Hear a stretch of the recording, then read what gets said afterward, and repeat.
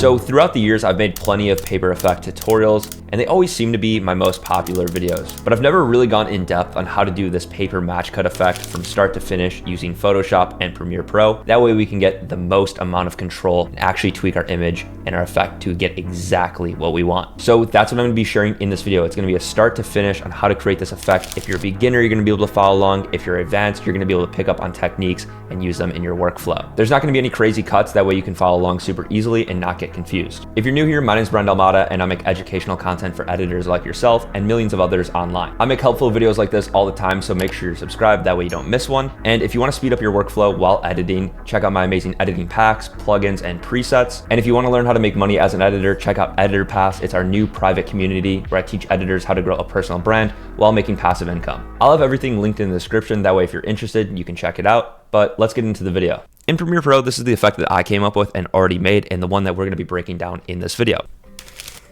So you can see it has a lot of control, there's a lot of movement, but it's just a simple match cut. And using a mixture of Photoshop and Premiere Pro is gonna be able to give us the control to create exactly what we want. I'll share some techniques, that way you can get creative and create something unique as well. To get started and to get that match cut effect, we need to find things that match throughout our video.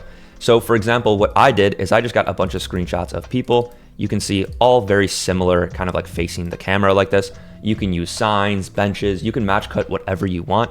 For our case, we're using people. So go ahead and just find that throughout the video. And when you find a frame of someone you want to match cut, you can take a screenshot in Premiere Pro by hitting Control Shift and E, or you can hit this little camera icon. And if you don't see that, you can go to this button editor and just drag it into the timeline down here. So just export a handful of photos. For the example that I showed you, I used 5 separate images, but you can really do however many or however little you want. I would recommend at least having 3 to 5. Anything less than that's kind of just gonna be a simple transition and less of an effect. So 3 to 5 is kind of the sweet spot where you start to getting an effect, and then anything past that will look good as well. So just export it, and a lot of times I like to name it 1 through whatever number of frames you have. That way you know which order you want it to go in. Also, while taking screenshots, I always either use JPEG or PNG. It doesn't really matter too much. So then just go ahead and press OK. And then once you've taken all your screenshots in Premiere Pro, open them up in Photoshop. I'm just using a document size of 1920 by 1080 at 300 pixels per inch.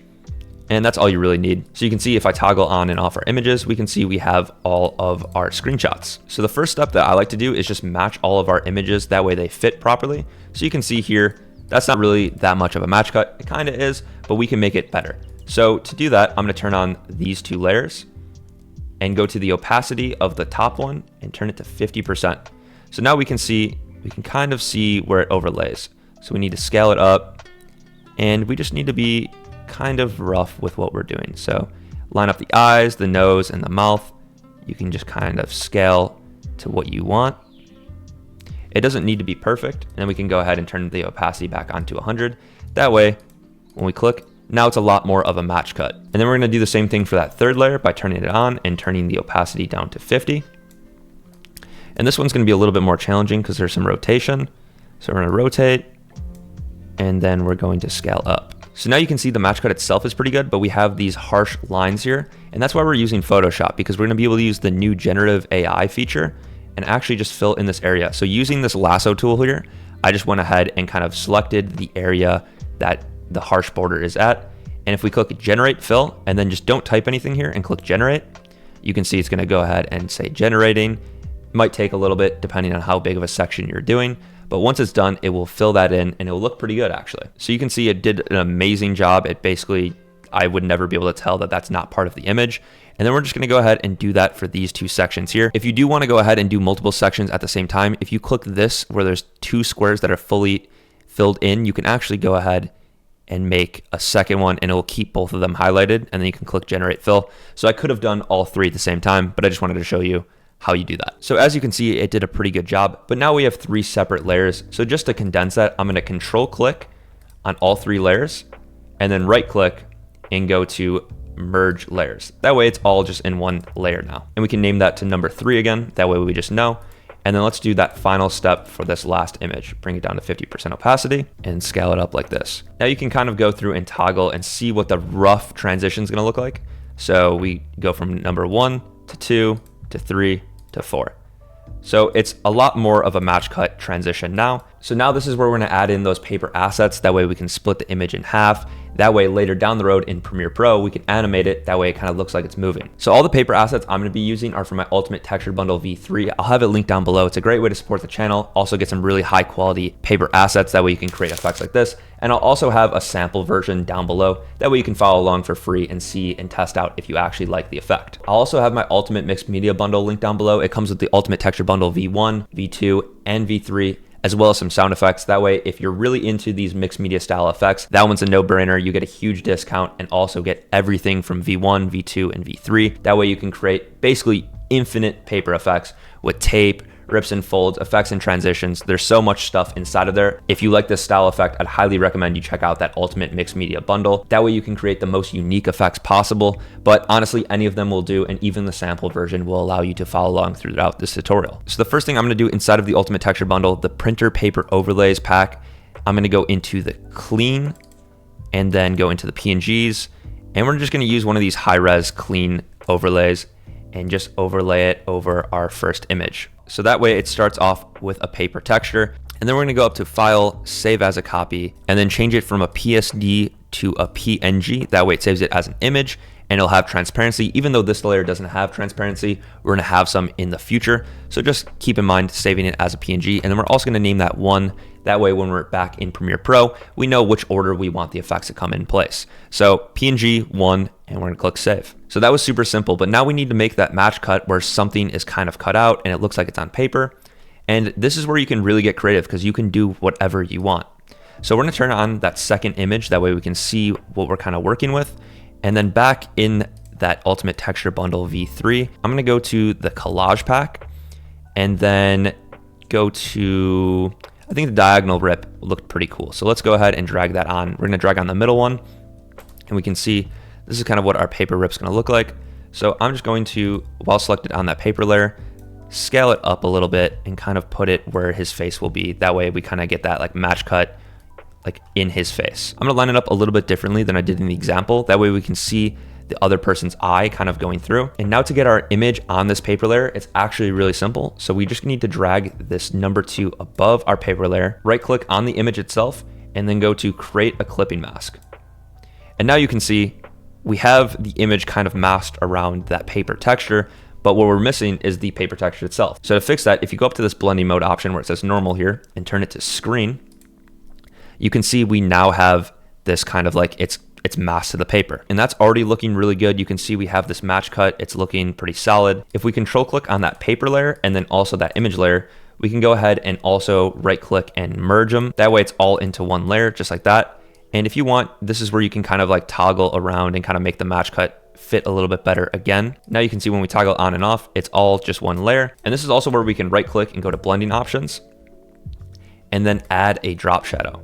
So that way it looks like there's like a little bit of depth between the pieces of paper. That way it just gives a little bit more of a realistic look. You can play around with the opacity to get a look that you like. I like a pretty heavy drop shadow. I normally keep the distance at 0, the spread kind of a little low, and then the size is kind of where you can add a little bit more depth. And let's go ahead and just turn down the opacity a little bit more. So this is what I ended up liking, but it's gonna look different for everyone's footage. So just find settings that you think look good. And now we wanna turn off everything besides this layer. That way there's this transparent background in the background. If you're seeing a background layer that's locked, just double click on it and then click delete. That way you can get rid of it.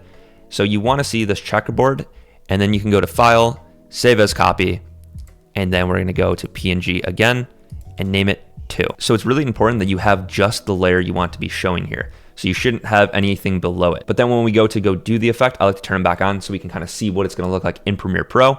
But if we just save each individual layer, we'll have a little bit more control with what it's gonna look like inside of Premiere Pro later on. So that's why we save as just being this layer itself. So what I wanna do is actually reintroduce this first guy back here with the green hat and kind of overlay it over here.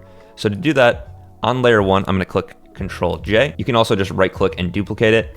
But let's go ahead and drag this layer over everything. So then I'm gonna use the marquee tool up here and go halfway through our image and kind of just delete half of his face. And if you get a pop-up saying it's not editable, just go to your layer, right click and go to rasterize layer. And then if you click delete, it will allow you to delete it.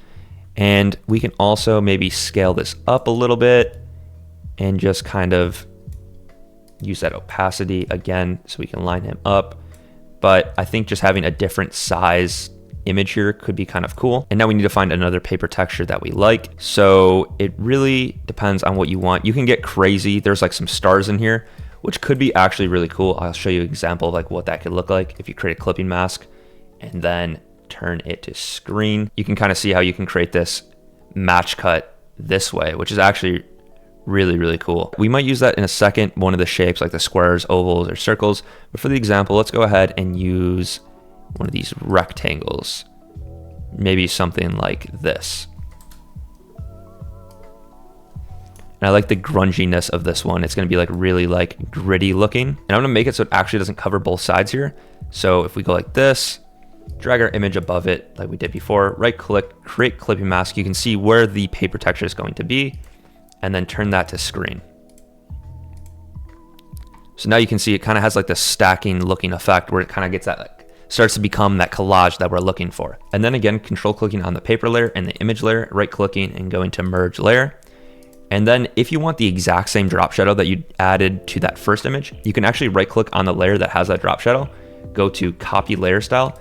And then if you paste the layer style, you can see it applies the exact same drop shadow. So that's pretty nice and it helps you save time like that. So now we want to save just this part. So to do that, let's turn off these other layers besides the one we just added. And if you want to save some time while saving, you can click Control Alt and S or Command Alt and S on Mac.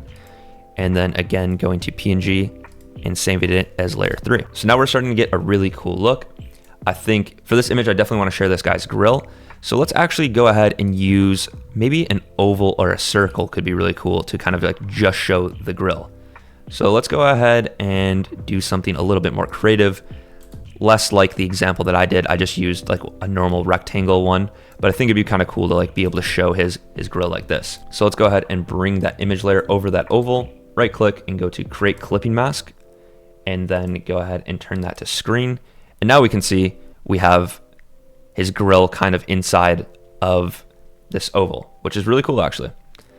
So this is where you can get creative. I'm gonna scale down the oval a little bit, and that way we kind of just see his mouth. And then again, control clicking on both of those layers, going to merge, and then pasting that layer style that we have. And you can see that's how we start to get the effect. So let's go ahead and save that again as a PNG.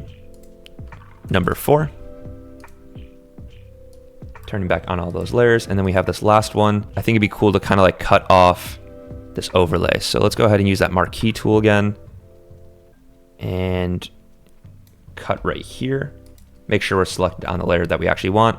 And I'm gonna hit Control Shift I. That way it actually makes a marquee of the opposite. So when we click delete, after we rasterize our layer, it'll delete the part that we want. So we can see that. And then I want it to overlay like this. So that looks good.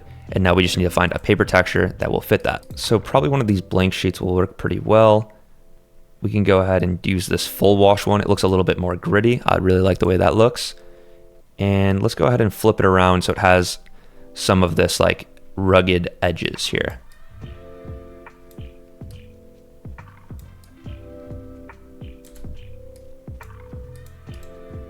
And then go ahead again, create that clipping mask, turn it to screen, and now we have this effect. I actually want something a little bit more clean on this one, so let's use this clean wash instead.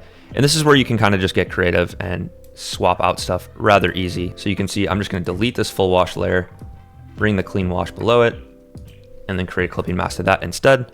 And I think that looks a little bit better for what I was going for. You can even move down the layer a little bit, and then let's go ahead, merge these two layers,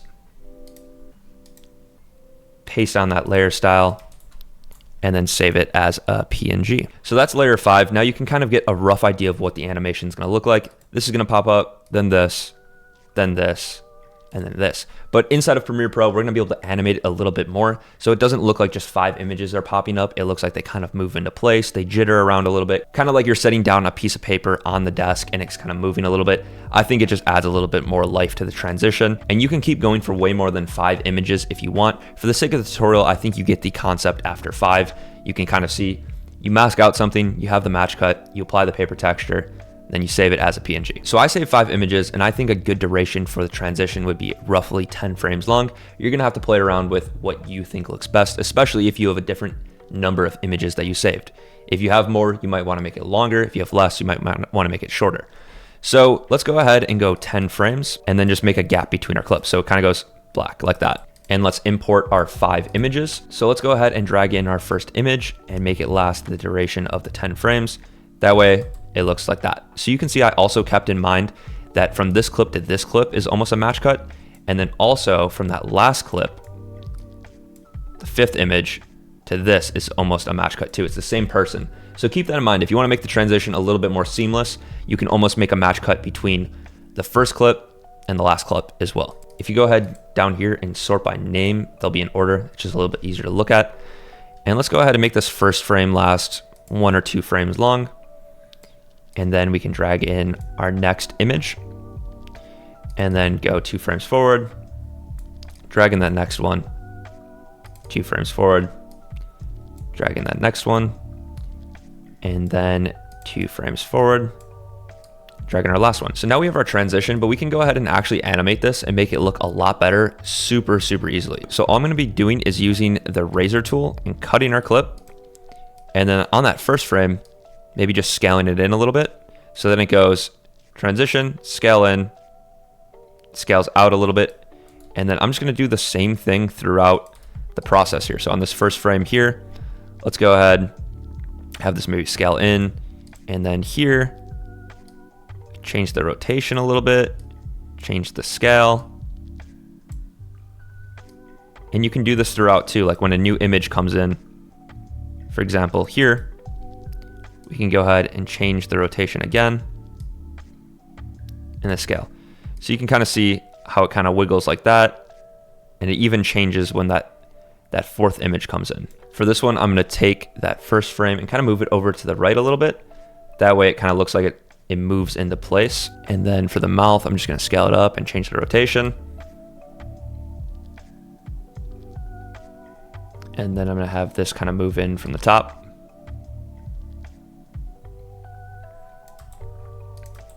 So now when we play that, you can see it has a lot more of an animation.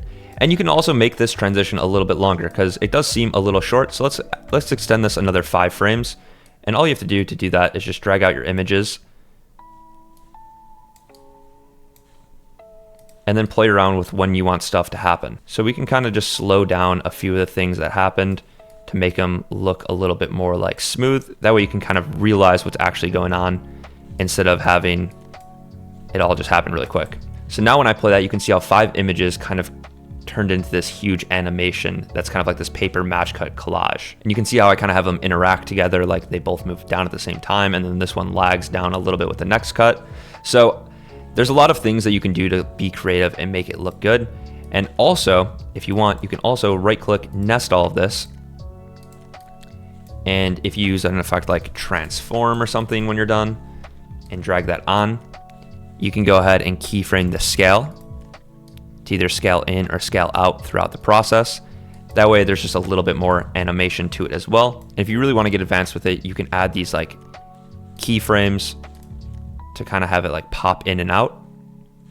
So for example, it's like 105, 105, and then it zooms out. And then maybe here, we'll keyframe it at 100. So it's 100 to 100. And then when something else pops in, we could have it scale in a little bit. So it kind of like does this like jitter jump.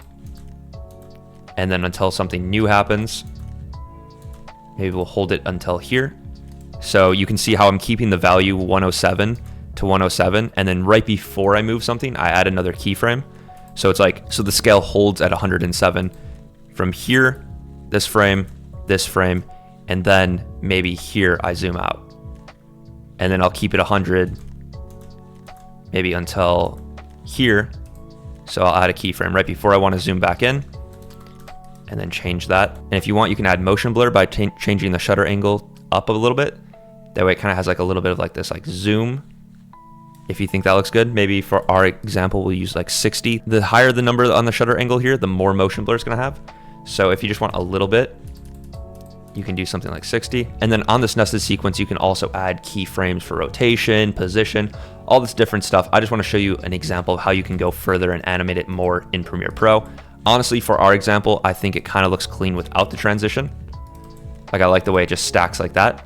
But if it's something you like or it fits your style more, you can kind of have it like bounce in and out or just have it zoom in. And one thing that's really gonna help sell this effect is adding a paper sound effect. So from my essential bundle, this is also inside the ultimate mixed media bundle. It's just like a paper crumbling effect. And as you can see, like for example, here it is without it. And then here it is with the effect. It just like feels like it's actually happening. So sound effects are a huge way to make your match cuts and your paper effects look a lot better as well. Hopefully you found this video helpful. And if you did, I'd really appreciate it if you subscribed and also shared this with one of your editing friends. If you want to save time while editing or grab any of the paper assets that I use in this video, I'll have them linked down below on my website. It's a great way to support me as a creator and also level up your videos. And then also, if you want to learn how to make money as an editor, grow a personal brand, and make passive income, check out Editor Pass. It's my private community where I teach all of that. There's courses, live calls where you can ask me questions, and a bunch more value inside. But that's all I got for you guys in this one. Peace.